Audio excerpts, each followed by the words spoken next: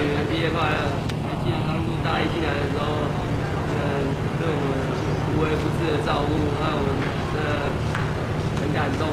现在你们要走了，以后就没有人照顾我们了，害我们真的有点害怕啦。不过我们也已经大四了，我们也会继续照顾我们学弟妹。好，你们就放心的去吧。学长姐毕业快乐！记得要回来吃家具哦。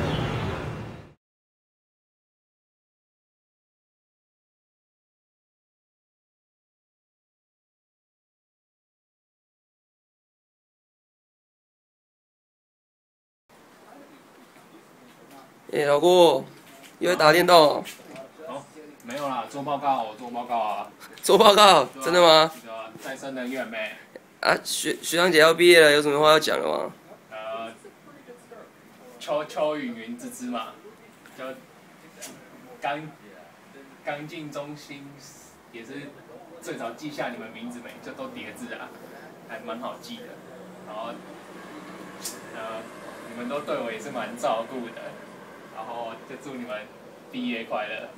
然后有事毕业以后我照你们，找不到我来峡谷就对了，拜拜。